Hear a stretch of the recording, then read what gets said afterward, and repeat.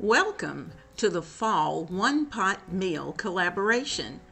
Today, this collaboration is hosted by myself, Leona Dooley, from Ebony Ivy Thyme, and co-hosted by beautiful Stephanie of Creatively MsMe Stephanie. Now, this particular collaboration will have a playlist, and I will have that below so that you can click on it and you will be able to visit all of the various creators that have participated today. Also, you will notice that each of the creators are going to select their own particular one pot. It can be a skillet, it can be a slow cooker, it can be a pressure cooker, or it can even be your favorite pan, but only one pot. The recipes have been included, and I hope that as you visit from one creator to the next, that you will show them some love, and that you will make sure that you have subscribed, and that you will give them a thumbs up, because they're making every effort to delight not only their family, but allowing us to see some things new so that we can delight our family with delicious and convenient meals. Now, what better way to put together a wonderful fall meal plan than to have one pot meals ready to go? So, let's get started. Let's look at our ingredients. We have artichokes. Now, I placed 2 cans of artichokes out just in case. And if you have a large family, you will certainly want 2 cans. But for me, I was okay because I was only serving 4, that I could just have the 2 cans. I also have a large jar of what's called Colosso olives, and they're beautiful. Now, if you can find them without the seeds, that would be a good thing.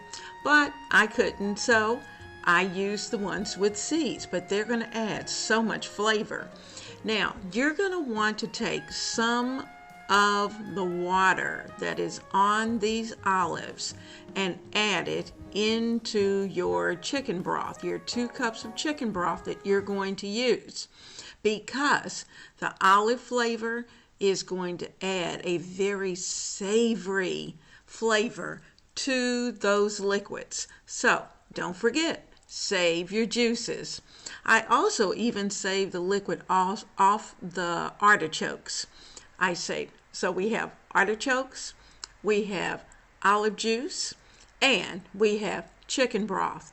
And that's going to bring together a combination of about 2 cups to 2.5 cups of liquid. Now, we're going to measure out 1 cup of rice, and that 1 cup of rice we're going to rinse well and have ready to add at the time we need it in the recipe. I also have an onion and a half that I have already chopped, and it's in the bag. So, let's get down to cooking. Now, my skillet is on medium, and I want it to be just hot enough so that the chicken is able to brown, and hopefully brown crispy. That's the plan. We want a nice skin so that that nicely brown skin is going to be turned upward while the rest of the cooked chicken is allowed to cook.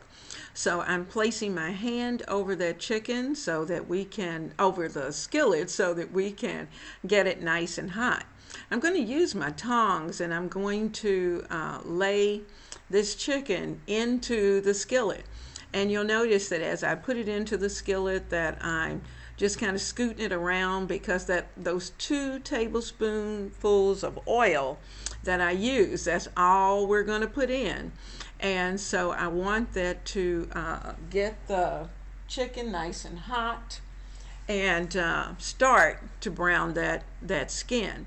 So we're placing them into the skillet. Now, I have to admit that I have somewhat crowded this skillet. But, you know, within a little while, you're going to see that I'll be able to make a little more space and get a little air space in between each of the pieces. So I'm going to take those supplies and wash them as well as my hands good. Now, so as you're looking at it, you'll see that I have flipped the chicken. You're not going to flip the chicken until it comes off the bottom of the pan itself. Now, I'm using a fork, and the reason for using the fork is that I'm able to kind of scoot the fork underneath, because sometimes the chicken skin will adhere to the skillet. So we've got everything nice and brown, and you just continue to flip back and forth until this chicken has been, I'd say, cooking about, close to about 15 minutes at least to 20 minutes. It's not going to be totally cooked at this point because we're going to put it back into the skillet. So I'm taking the chicken out. As you can see, it's pretty and brown, and you'll see all the fond that is on the bottom of this pan. That's flavor, guys, that we're going to be able to use. So I'm going to empty that 1.5 pieces of onion that we've chopped up. I'm going to place that into the pan, and you can see it's sizzling pretty good. That's what we want. So I'm going to let that get started. Now I'm going to take out my wooden spoon with a flat bottom, and I am really going to take that wooden spoon and scrape all of the goodness off the bottom of this pan while the onions are cooking. I have not turned up the heat. I've left it exactly where it is, where it's hot, just hot enough to keep this skillet going, because we want to be able to cook everything. So I'm going to add in, you can see this onion looks great. So I'm going to put in some other seasoning, a little more pepper, a little more garlic powder, all the things that we put on the chicken. We're just adding little touches of that back in. I had some chopped up garlic, that's about 3 cloves. I'm adding that in as well. And at this point, I'm going to just keep stirring, because we want to keep this moving. Now, you know we want to keep it moving because we don't want the garlic to burn. Now, I like adding a little bit of red pepper into my skillet. It adds the flavor. It's not there to be hot. It's just there for flavor. Now, that's our rinsed rice that I'm adding in, and it's a combination of brown and white long grain rice. And I'm going to stir it very well so that those granules have a chance to get all the good onion flavor and the garlic and the pepper and all the seasonings that we put in. And I'm just letting that simmer for a few minutes. And then we're going to start to add these mushrooms that I had. I had some mushrooms that I just happen to have in my freezer. And if you have a little small can of mushrooms, you can certainly add those. Do you have to? No. Maybe your family doesn't like mushrooms. And if that's the case, then leave that part out. But we love them. So I've added those in. As you can see, it wasn't a lot. Just enough to add that little special touch. Now, I have 2.5 cups of that mixture of chicken broth, juice off the artichokes, and some of the olive juices. So I'm placing the first half of the liquids in, and I have turned the heat up just a tiny bit more because I want all of this to start to boil. And we're going to cook this.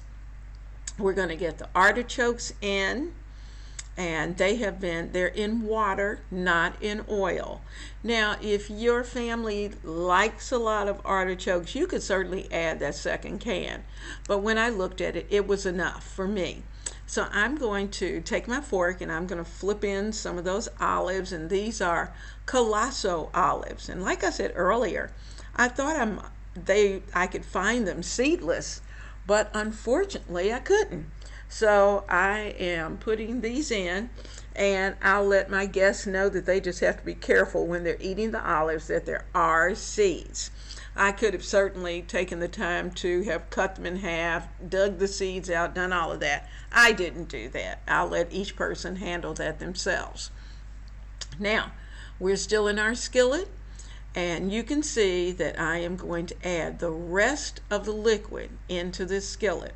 There we go. We got it all in. And just give it a really good stir because we want everything to come together.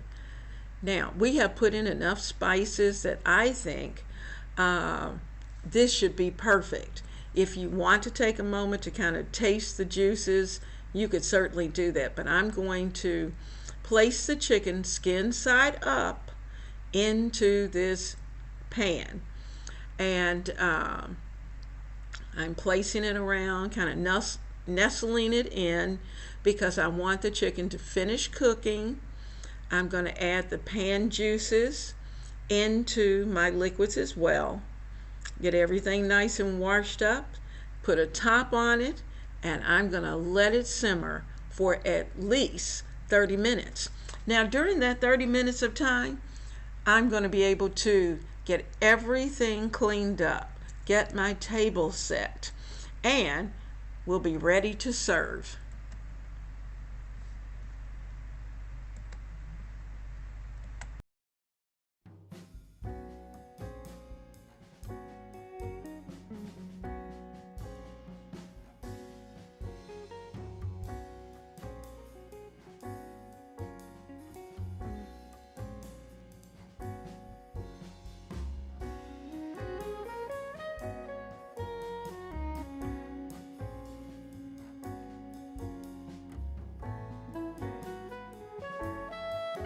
It's been a pleasure being right here in the kitchen with you. I have enjoyed having you here, and I hope that as you continue throughout the playlist, you'll see the playlist down in the description box, that you will find your particular meal that you'll say, I've got to fix that and do it and get it on your menu plan. So let's continue and let's enjoy the moment. Now, before you go, I hope you know that you, our friends and family, are always welcome to join us in the kitchen of Ebony Ivy Thyme with Leona Dooley. And you know, here in the kitchen, we create, we cook, or we just have a fun conversation. It's always a lot of fun. For those of you who are new subscribers, I am so excited to have you right here in the kitchen. And I'm looking forward to not only seeing those of you who are new, but my tried and true friends as well. Now, in this kitchen, we work hard, we love God and family, and you know what? We know without a doubt that everything else is just gravy.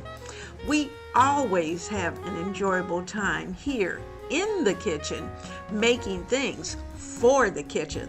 So come by and see what we're up to.